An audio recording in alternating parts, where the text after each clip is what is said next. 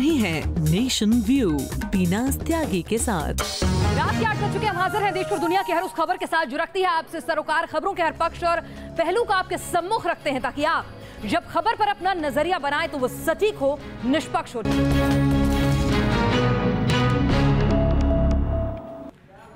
तो nation new में सबसे पहले बात योगी के उस तोहफे की जिसका इंतजार सरकार बनने के बाद से किया जा रहा था। अष्टमी के दिन यूपी के किसानों को तोहफा मिला है, सौगात मिली है। जो चुनावी वादा किया था वो पूरा हुआ है। उत्तर प्रदेश के 86 लाख किसानों को मुख्यमंत्री योगी आदित्यनाथ ने यह बड़ा तोहफा दिया है। पहली कैबिनेट बैठक में किसानों की कर्ज माफी का वादा पूरा कर लिया गया है। किसानों का 1 लाख रुपए तक का कर्ज माफ होगा। इसके अलावा वाराणसी में चल रहे विकास के कामों को तेजी से पूरा करने के निर्देश दिए गए। यूपी के नगर विकास मंत्री सुरेश खन्ना 15 अप्रैल 2017 को मौके पर निरीक्षण भी करने जाएंगे। यूपी में 7,000 गेहूं खरीद केंद्र बनेंगे। 80 लाख मीट्रिक टन गेहूं खरीदा जाएगा और 2 चरणों में यह खरीदारी होगी, क्योंकि सवाल उठते रहे थे कि किसान फसल तो उगाता है लेकिन ना तो उसकी खरीद होती है और ना ही उसको ढंग से रखा जाता है। 1625 रुपए समर्थन मूल्य होगा। हर क्विंटल पर 10 रुपए ढुलाई या लदाई अलग से मिलेगी और पैसा अकाउंट में जाएगा। पूरे प्रदेश में 5,000 गेहूं खरीद के केंद्र चालू हो, सुचारू रूप से चले, जिसकी मॉनिटरिंग भी माननीय मंत्री जी करेंगे। विभाग की और अन्य सभी मंत्रिपरिषद के सदस्य करेंगे। और इस गेहूं खरीद में सबसे बड़ी बात, अभी तक सिर्फ 5 लाख टन और 8 लाख टन की खरीद होती थी। हमारी सरकार ने पहले चरण में ही 80 लाख मैट्रिक टन गेहूं खरीद का लक्ष्य रखा है। कैबिनेट में एंटी रोमियो स्क्वाड की भी तारीफ की गई। ऊर्जा मंत्री ने कहा कि इस स्क्वाड को राज्य भर से वाहवाही मिल रही है और उसमें किसी भी गलत इंसान को निशाना नहीं बनाया जा रहा है।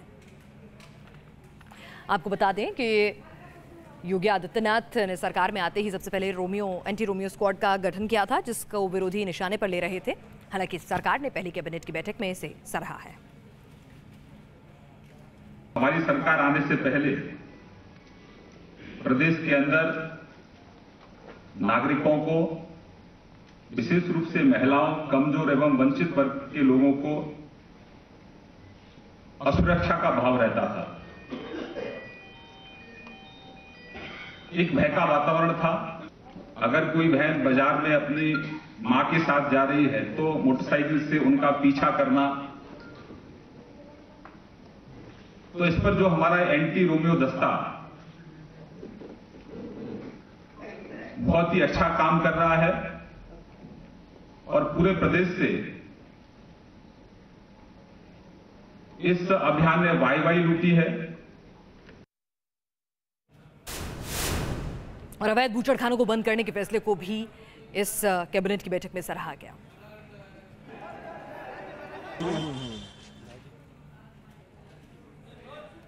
अब तक 26 अभी तक कुल 26 अवैध जो स्लॉटर हाउसेस हैं उनको ही बंद किया गया है। और जहां जहां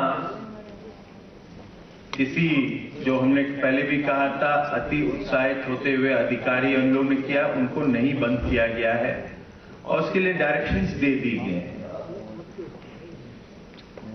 लेकिन आज कैबिनेट ने भी उस पर मोहर लगाई कि कोई चीज जो अवैध स्लॉटर हाउस चल रहे हैं उसको नहीं चलाया जाएगा।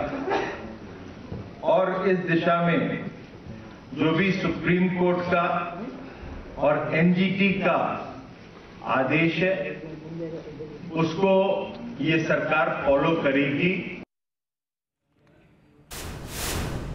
चलिए अब बात दिल्ली की। दिल्ली में एक नए दंगल का अखाड़ा सज चुका है।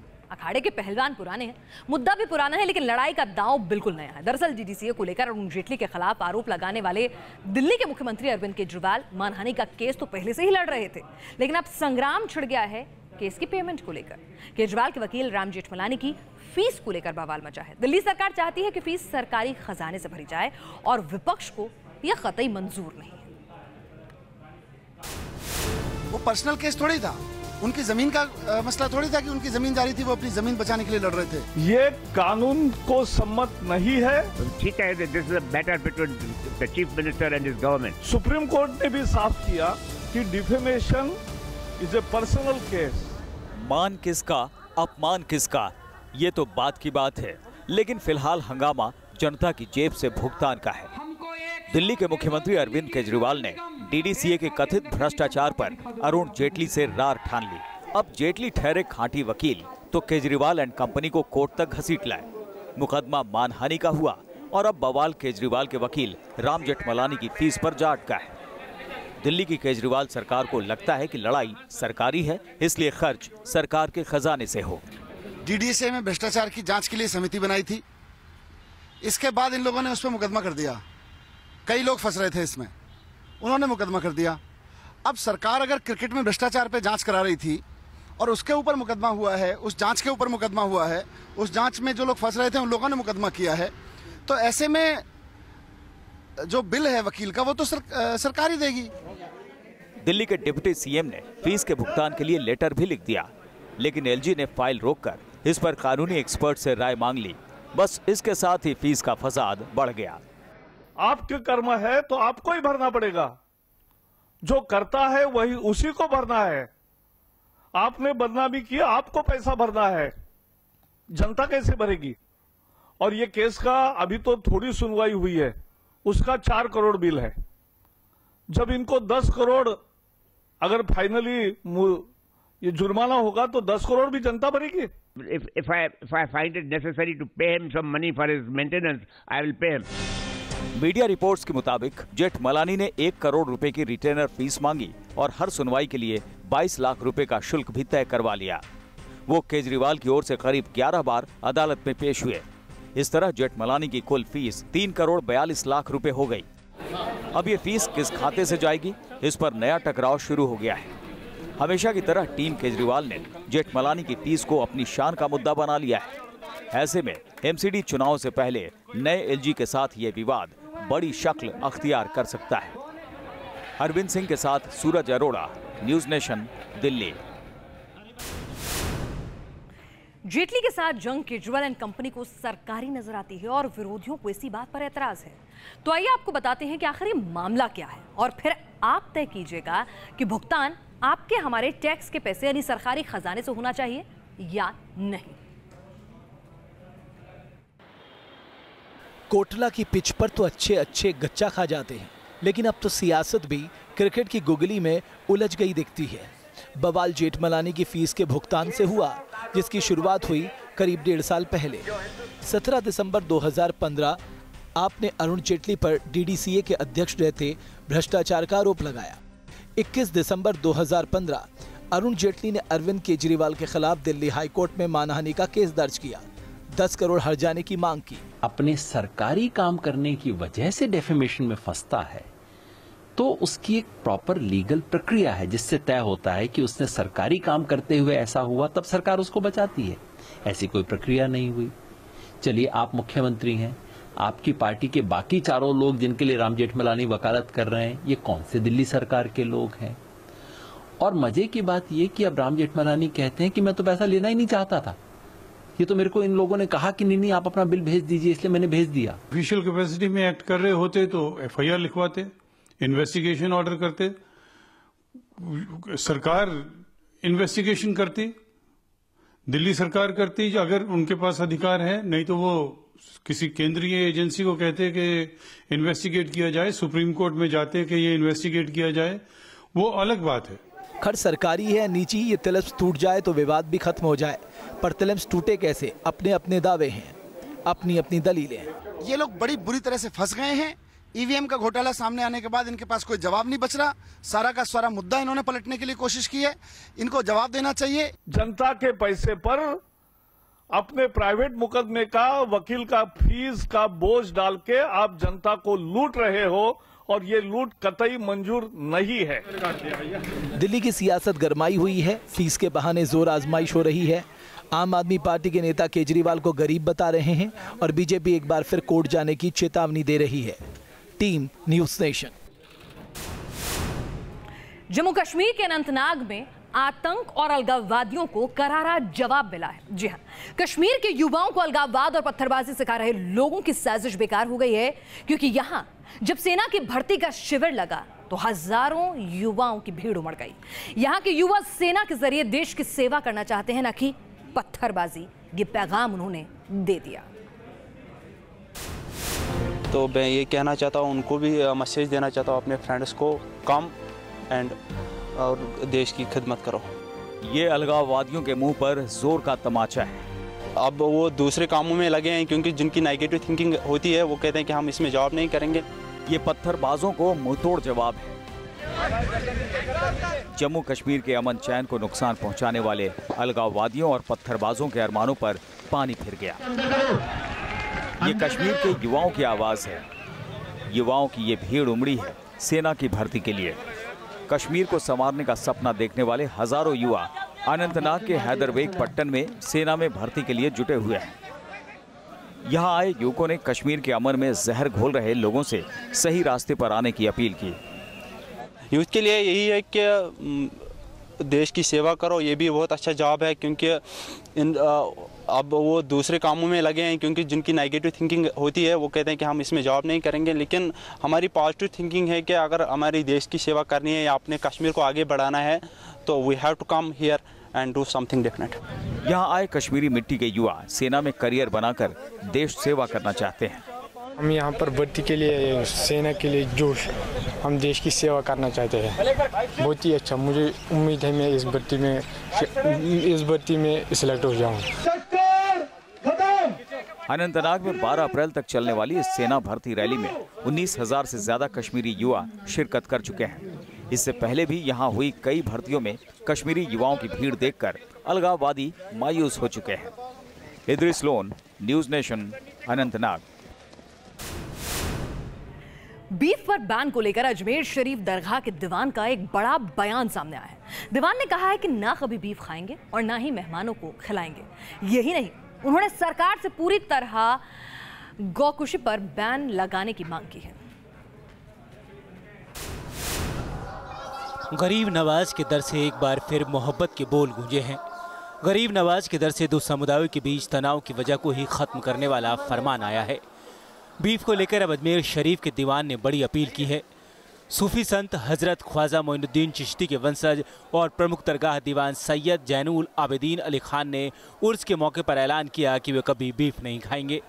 मैं ये पाबंदी के साथ आपसे वादा करता हूँ कि गौ का गोश्त जो है बिल्कुल पाबंदी लगाता हूँ, और गवर्नमेंट से ये अपील करता हूँ कि गौ हत्या के ऊपर जो है नेशनल लेवल के ऊपर एक मीटिंग बुला करके एक कानून पास करके उसके ऊपर कोई ना कोई इस किस्म से स्थायी जो है पाबंदी लगाई जाए, ताकि इस किस्म के फसाद और फितना जो हैं देश के अंदर हो और आपसी भाईचारा बना रहे। अजमेर शरीफ के दीवान ने यह भी अपील की कि सरकार को कानून बनाकर गौवत पर पूरी तरह बैन लगा देना चाहिए, जिससे इस मुद्दे पर दो समुदायों के बीच बढ़ रही तकरार हमेशा हमेशा के लिए खत्म हो जाए। नाहक अपने ज़बान के जायके के लिए अगर हम किसी जानवर का, चाहे वो गाय हो या गौवंश की कैटेगरी के अंदर जितनी चीज़ें आती हैं चौपायों में, उनकी हत्या हो, वो गलत है। गौवत पर दीवान के रुख का इस्लाम के दूसरे जानकारों ने भी समर्थन किया है। गाय एक पवित्र पशु माना जाता है और उसकी इज्जत की जाती है, और हमारे हिंदू भाई उसको माता कहते हैं। तो मुसलमानों को चाहिए कि ना खाएं, उसके न खाने से उनके ईमान में कोई कमी नहीं आ रही। मुसलमान इसका ध्यान रखता है कि जो चीज़ दूसरे धर्म के अंदर पूजनीय हुई है उसके बारे में मैं समझता हूँ कि हमारे यहाँ ऐसा नहीं है कि गाय के मांस के बिना कोई आदमी जीवित ही नहीं रह सकता, ऐसा नहीं है।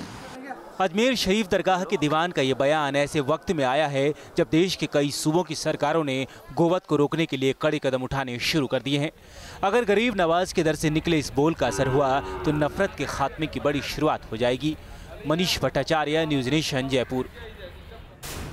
और अब आपको दिखाते हैं दिल्ली के पास से गुड़गांव में हथियार बंद लुटेरों पर भारी पड़ गई महिलाएं। जी हां, एसबीआई बैंक की मनी ट्रांसफर ब्रांच में लूट के इरादे से घुसे बदमाशों के होश उस वक्त फाख्ता हो गए जब मर्दानी से हुआ उनका सामना। मर्दानी ने किया बदमाशों को चित, लुटेरों को किया बेदम। ये है गुड़गांव के बाद शाहपुर की रहने वाली बिमला यादव। इस मर्दानी की दिलेरी ने लुटेरों के हौसले पस्त कर दिए। दरअसल हथियारबंद बदमाश लूट के इरादे से आए थे, लेकिन महिला की दिलेरी ने उनके इरादों पर पानी फेर दिया। बहादुरी की ये तस्वीरें सीसीटीवी कैमरे में कैद हो गई। स्टेट बैंक ऑफ इंडिया के मनी ट्रांसफर ब्रांच में कामकाज चल रहा था। अचानक दो बदमाश ब्रांच में एंट्री करते हैं। दोनों टेबल पर बैग रखकर पिस्तौल निकालते हैं और वहां काम कर रही दो महिलाओं पर झपट पड़ते हैं। लुटेरों ने बिमला यादव और उनके साथ काम कर रही एक और महिला को गन पॉइंट पर ले लिया। दोनों लुटेरों ने काउंटर में रखा कैश लूटने की कोशिश की, लेकिन महिलाओं ने जान की परवाह न करते हुए उनके हाथ से पिस्तौल छीन ली। महिलाओं का शोर सुनकर आसपास के लोग ब्रांच की तरफ दौड़े।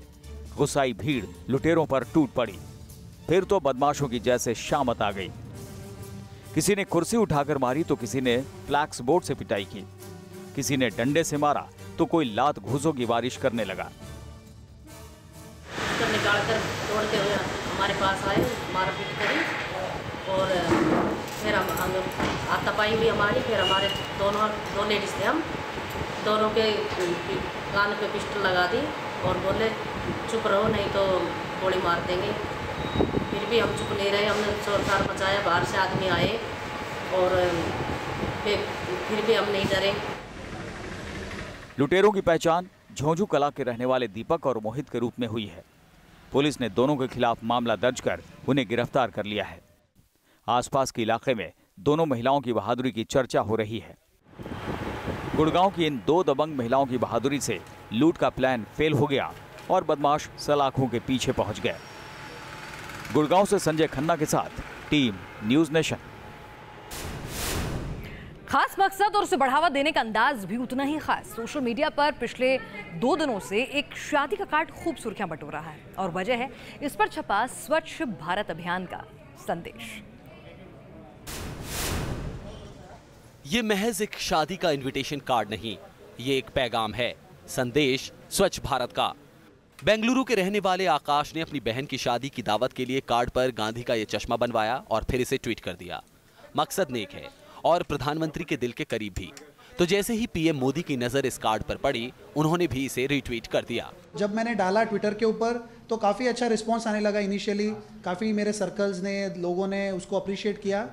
एक दिन के बाद जब परसों रात की बात है, 10:30 बजे मैं ऐसे ही बैठा था और अचानक से एक नोटिफिकेशन आया, Narendra Modi retweeted your tweet. तो पहले इंस्टेंस में मेरे को बिलीव नहीं हुआ, तो मैंने प्रोफाइल ओपन करके चेक किया। मैंने बोला जेन्युइन अकाउंट है और देखा एकदम ऑथेंटिकेट ब्लू टिक वाला वेरीफाइड अकाउंट था। उस टाइम पे मेरे खुशी का कोई ठिकाना नहीं रहा। पीएम ने इस मैसेज को अपने ट्विटर पेज पर पिन टू टॉप भी किया ताकि उन्हें फॉलो करने वाले इससे प्रेरणा ले सकें। पेशे से सॉफ्टवेयर इंजीनियर आकाश और उनके पिता पीएम मोदी के बड़े मुरीद हैं। चाहे बेटी बचाओ बेटी पढ़ाओ अभियान हो या फिर स्वच्छ भारत अभियान, आकाश के पिता कांतिलाल जैन पीएम की सोच से प्रेरणा ही नहीं लेते बल्कि एक्शन के जरिए ये संदेश फैलाते भी हैं। स्वच्छ भारत का मोदी जी ने पूरा इनिशिएटिव चलाया, तो एक दिमाग में था कि कभी ना कभी किसी एक मौके पे उसको आगे बढ़ाना है। तो जब शादी का मौका आया तो हमने सोचा कि जब इनविटेशन कार्ड वैसे भी प्रिंट होंगे तो इनविटेशन के साथों साथ एक ऐसा मैसेज क्यों ना हम पास करें हमारे गेस्ट को, लोगों को, ताकि एक इंस्पिरेशन बने। तो उसी पूरे आइडिया के तहत हमने सोचा कि स्वच्छ भारत लोगों को कार्ड पे लगाया जाए। आकाश की बहन की शादी 29 अप्रैल को राजस्थान में होनी है। प्रधानमंत्री मोदी ने कार्ड रिट्वीट कर पूरे परिवार की खुशियों को कई गुना बढ़ा दिया है। आकाश ने स्वच्छ भारत का संदेश लोगों तक पहुंचाने के लिए एक छोटी सी पहल की थी, लेकिन प्रधानमंत्री नरेंद्र मोदी के रिट्वीट ने इस इनविटेशन कार्ड को सोशल मीडिया पर वायरल कर दिया है और अब आकाश को लगता है कि वो अपने मकसद में कामयाब हो गए हैं। वीडियो जर्नलिस्ट मधु के साथ यासर मुश्ताक, न्यूज़ नेशन, बेंगलुरु। तो ये थी देश और दुनिया की हर बड़ी खबर हर पहलू के साथ नेशन न्यूज़ में। इस बुलेटिन में फिलहाल के लिए इतना ही।